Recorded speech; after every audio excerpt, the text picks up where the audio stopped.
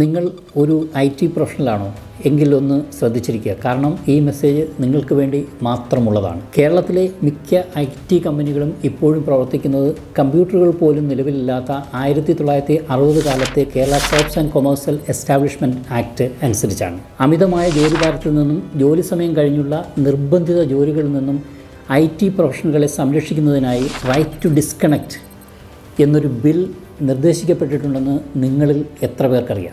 ഏറ്റവും അധികം ചൂഷണത്തിന് വിധേയമാകുന്ന സെക്ടറാണ് IT.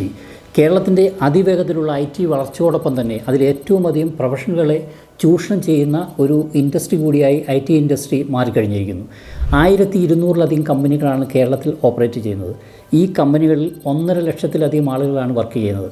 ഇത്തരം ചൂഷണത്തിന് വിധേയമാകുന്ന IT പ്രൊഫഷണൽസിനെ പ്രൊട്ടക്റ്റ് ചെയ്യാൻ 1200-ലധികം കമ്പനികൾ ഓപ്പറേറ്റ് ചെയ്യുന്ന കേരളത്തിൽ ഒരു ലീഗൽ സ്ട്രക്ചറും നിലവിലില്ല.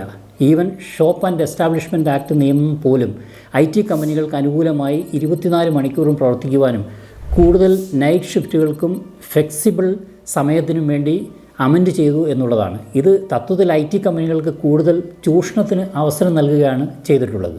1950-കളിലെ ഷോപ്പ് ആൻഡ് എസ്റ്റാബ്ലിഷ്മെൻറ്റ് ആക്ട് നിയമം പോലും 8 മണിക്കൂറിലധികം ഒരു ദിവസം അല്ലെങ്കിൽ 48 മണിക്കൂറിലധികം ഒരാഴ്ച ജോലി ചെയ്താൽ ഇരട്ടി ശമ്പളം നൽകണമെന്നാണ്. എന്നാൽ എത്ര IT കമ്പനികൾ ജീവനക്കാർക്ക് അത് നൽകുന്നുണ്ട്? ഇനി ലോകത്തിലെ പ്രമുഖ IT ഔട്ട്സോഴ്സിംഗ് രാജ്യങ്ങളിലെ IT പ്രൊഫഷണലുകളുടെ ശമ്പളം ശ്രദ്ധിക്കുക. ജർമ്മനി, ഓസ്ട്രേലിയ, US തുടങ്ങിയ രാജ്യങ്ങൾ വർഷം 50 ലക്ഷം മുതൽ 1.5 കോടി രൂപ വരെ ശമ്പളം ലഭിക്കുമ്പോൾ അത് വെറും 8 മണിക്കൂർ ജോലിക്കാണ് എന്നുകൂടി ഓർമ്മിക്കണം.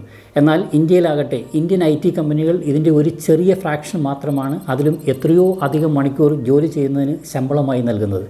ILO international labour organisation report പ്രകാരം ഇന്ത്യക്കാർ ആഴ്ചയിൽ ശരാശരി 47 മുതൽ 70 മണിക്കൂർ വരെ ജോലി ചെയ്യുന്നു. ഇത് ഇന്ത്യയെ ലോകത്തിലെ ഏറ്റവും കൂടുതൽ ജോലി ചെയ്യുന്ന രാജ്യങ്ങളിൽ ഒന്നാക്കി മാറ്റുന്നു.